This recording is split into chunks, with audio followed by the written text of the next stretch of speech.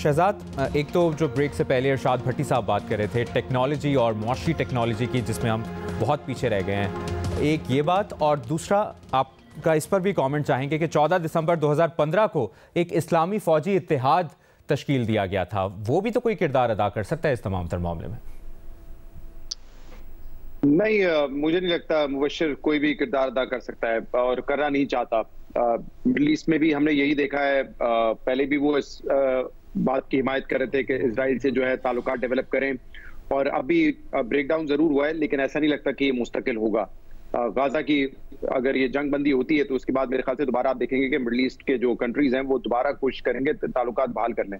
तो मुझे लगता है ये एक टेम्परेरी फेज है। जहां तक पाकिस्तान की बात है, आपको पता है कि ठीक है हम न्यूक्लियर पावर है, हमारी बहुत बड़ी फोर्स है, बट आपको भी पता है कि पाकिस्तान के माशी हालात क्या हैं। मैं तो सिर्फ ये सोचता हूं कि अगर इस वक्त तेल की कीमतें, गैस की कीमतें बढ़ने लगे तो आपको पता है कि हमारे लिए सस्टेन करना वो बड़ा मुश्किल हो जाता है। हमारे पास इस वक्त जो भी रिजर्व्स हैं वो अपने नहीं है, या तो वो उधार पे लिए हुए हैं या हमने पैसे वापस करने हैं। तो मुझे नहीं लगता कि किसी भी सूरत हाल में हम ये कह सकते हैं कि इस जंग में हम आगे बढ़ के हिस्सा लेंगे और बहुत बड़ी पार्टिसिपेशन करेंगे। पाकिस्तान के माली हालात इस बात की इजाजत नहीं देते। हमारे अपने बहुत सारे इश्यूज हैं। कौन सा ऐसा फॉल्ट लाइन है जो इस वक्त एक्सपोज नहीं हो चुका है? पारा चिनार को आप देखें, बलूचिस्तान को आप देखें, खैबर पख्तूनख्वा के इस वक्त दहशतगर्दी के हालात देखें, माशी हालात देखें, सियासी हालात देखें, तो मेरे ख्याल से पाकिस्तान का फोकस इस वक्त ये होना चाहिए कि मुल्क में कोई, दुनिया में कोई ऐसी एस्केलेशन ना हो जिसके नेगेटिव असरात हो पाकिस्तान के ऊपर, और पाकिस्तान को अपने मसाइल फिलहाल जो है वो हल करने हैं। मैं ये नहीं कह रहा हूं कि जो इजराइल कह रहा है उसको आप तस्लीम कर लें, बिल्कुल आपको इसके खिलाफ आवाज उठानी चाहिए। आपको इस इशू पे, जैसे कि मैंने अपने पहले जवाब में कहा, ईरान के साथ खड़े होना चाहिए।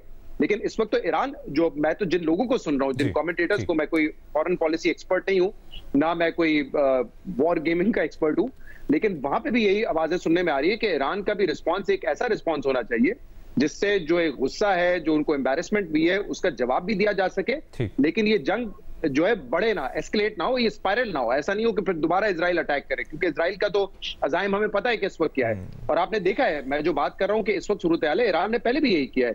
ईरान ने एक सिंबॉलिक अटैक किया जिससे कोई फर्क नहीं पड़ा इजराइल को, फिर ईरान चुप करके बैठ गया। इजराइल ने दोबारा अटैक किया और उसके बाद ईरान ने कोई जवाब नहीं दिया। तो जो हमने रिसेंट पास्ट में देखा है कि ईरान भी बहुत टॉल क्लेम्स करता है, लेकिन जो उनकी तरफ से जो एक्शंस है वो उसको मैच नहीं कर रहे होते, वो बिल्कुल मुख्तलिफ नजर आ रहे होते हैं। तो मैं जो बात करूं, मेरे ख्याल से एक रियलिस्टिक अप्रोच है, और यही शायद अप्रोच है। इसको आप कहें कि दुनिया में कमजोरी है मुस्लिम ममालिक की, तो बिल्कुल ठीक है, ये फैक्ट बात है। महमल, आप भी एग्री करेंगी शहजाद की इस बात से? और साथ ही इस्लामी फौजी इत्तेहाद क्या रोल प्ले कर सकती है इसमें?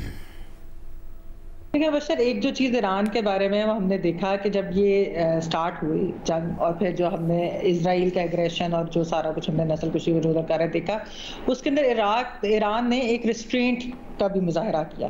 और जब उनको प्रोवोक किया गया इजराइल की तरफ से, उनके कॉन्सुलेट पे हमला या बाकी चीज़ें, उसकी उन्होंने उन्होंने जवाब जरूर दिया, लेकिन वो भी रिस्ट्रेंट के साथ, क्योंकि वो ये नहीं चाहते थे कि दुनिया के अंदर को इस तरह का एक चीज़ नजर आनी चाहिए कि ये फलस्तीन के साथ एक जुल्म हो रहा है, वहाँ पर नस्ल कुशी हो रही है और अग्रेसर इजराइल है, और कोई और मुल्क जो है वो इस तरह से, उनका रोल नहीं है इस चीज़ के अंदर।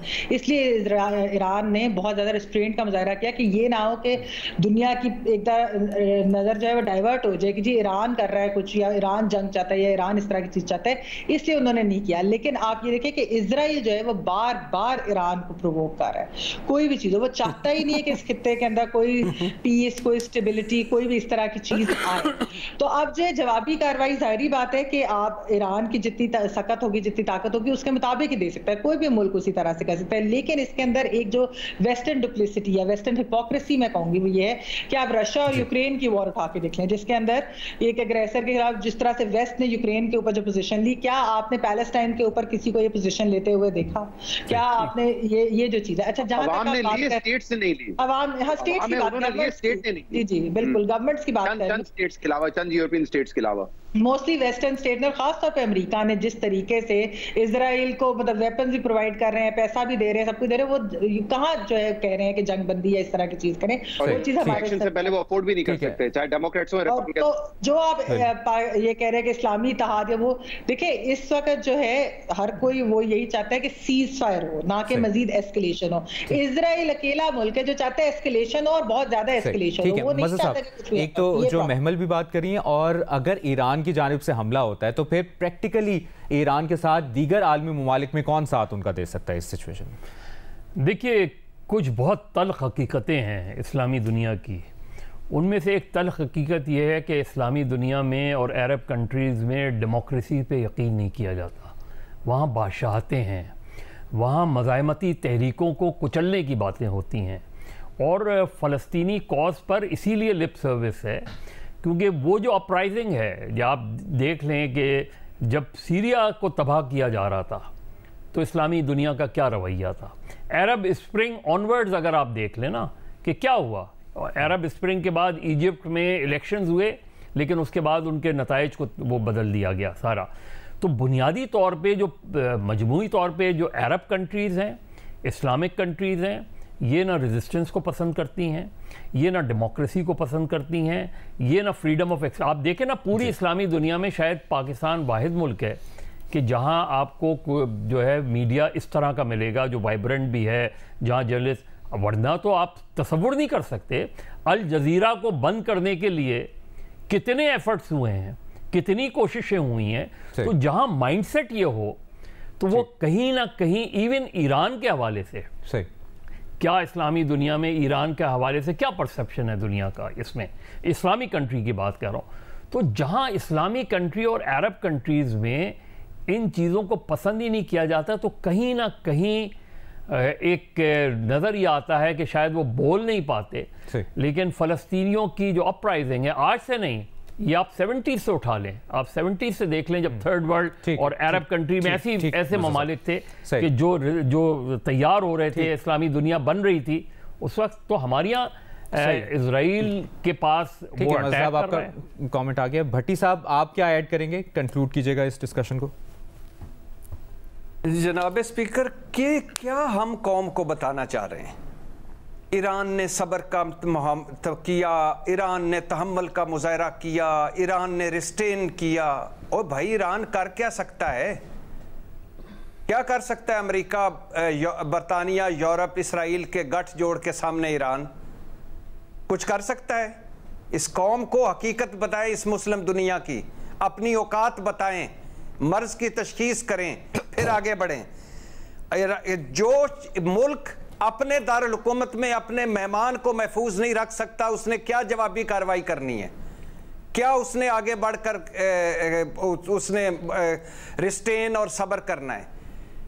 कि ये दुनिया बदल चुकी है भाईजान, ये टेक्नोलॉजी की दुनिया है, साइंस की दुनिया है, ये पैसे की दुनिया है, मईशत की दुनिया है। इधर कुछ भी नहीं। अब ये छोड़ दें खाली खुली बातें कि वो उसने उसको रोका, उसने उसको रोका, उसने उसको रोका, हमने इसराइल को तस्लीम नहीं किया, खेत मिट्टी, हमने अपने आप को तस्लीम कर लिया है। हम जो अपना हाल खुद कर चुके हैं, हमें किसी चीज़ की ज़रूरत है? और इस मुल्क का जो सवा सत्यानाश कर दिया, 24-25 साल बाद मुल्क तोड़ दिया, और आज भी जो कुछ कर रहे हैं हमें और कुछ करना है, इस मुस्लिम दुनिया को कुछ करना है। वो पुरानी बातें थी, एक जब हमारा मुस्लिम उम्मा भी होती थी, अरब लीग भी होती थी और चीज़ें भी होती थी। तो खुदा के लिए इस कौम को बताएं, इस मुल्क को बताएं कि आपकी औकात कितनी है, दुनिया कितनी बदल चुकी है। भिखारी जिनके कशकोल हाथ में हो, उन्होंने क्या करना है? और जो अपने मेहमान को अपने घर में महफूज ना रख सकें, उन्होंने क्या करना है?